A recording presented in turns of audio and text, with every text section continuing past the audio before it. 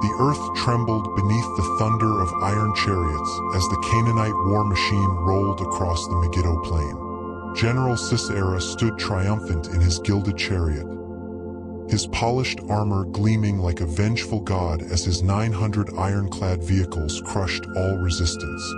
For 20 long years, this merciless warlord had ruled over Israel with an iron fist, his cruelty as legendary as his military genius.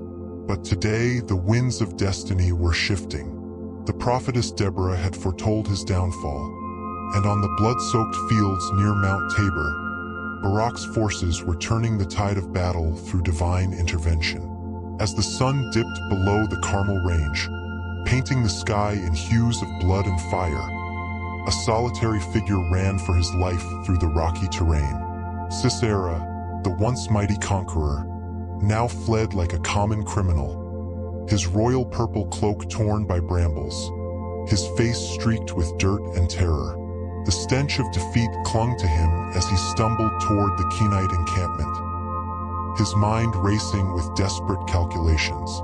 These nomads were allies of King Jabin. Surely they would shelter Canaan's greatest general? The first stars were emerging when he spotted it, a lone tent standing sentinel at the edge of the settlement. Before it stood a woman, silhouetted against the fading light, her posture erect and unyielding. Jael, wife of Heber the Kenite, watched without expression as the broken warlord staggered toward her. Every instinct told Sisera to be wary, but exhaustion and desperation overwhelmed caution.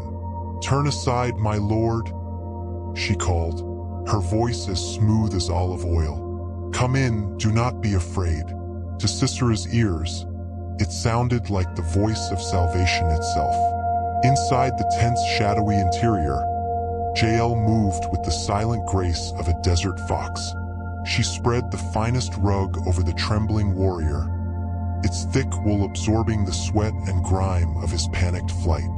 When he croaked out a plea for water, she brought him instead a bowl of warm milk, laced with just enough curds to hasten sleep. Sisera drank greedily, never noticing how Jael's dark eyes studied him, not with fear or awe, but with the cold calculation of a woman measuring a man for his grave. As the narcotic drink worked its magic, Sisera's massive frame slumped against the tent floor.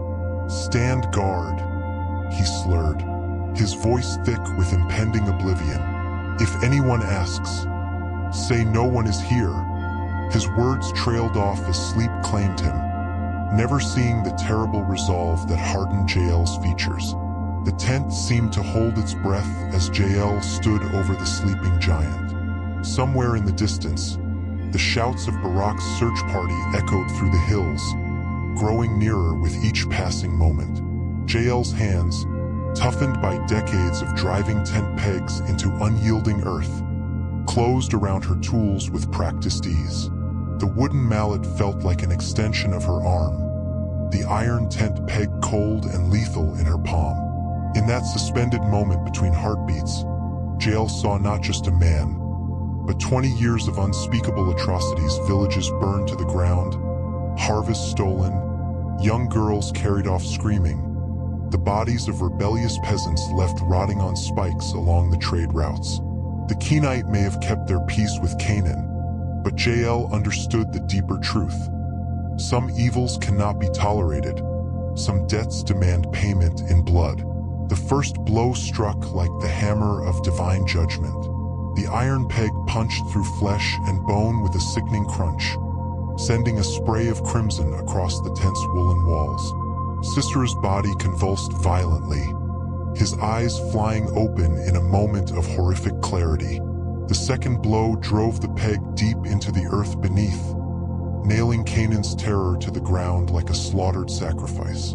Blood gushed from the wound, pooling in the grooves of the tent floor as the light faded from Sisera's eyes. Outside, the night wind carried the sounds of approaching soldiers. Jael methodically wiped her hands on her robe, her breath steady despite the adrenaline coursing through her veins. When Barak finally arrived, his sword drawn and face streaked with the grime of battle, Jael met him at the tent flap with the calm demeanor of a woman who had just reshaped history. Without ceremony, she pulled aside the entrance covering, revealing Israel's nemesis lying dead in a pool of his own blood, slain not by a warrior's blade but by the hand of a simple tent-dwelling woman. The news spread like wildfire through the Israelite camp, igniting celebrations that would last for days. But in Jael's tent, there was only silence, the profound quiet of justice served, of prophecy fulfilled. As dawn's first light crept across the eastern hills, Jael emerged from her tent, her face turned toward the new day. The story would be told and retold for generations. How God chose not a king or warrior to deliver Israel, but a woman of quiet strength and unshakable resolve.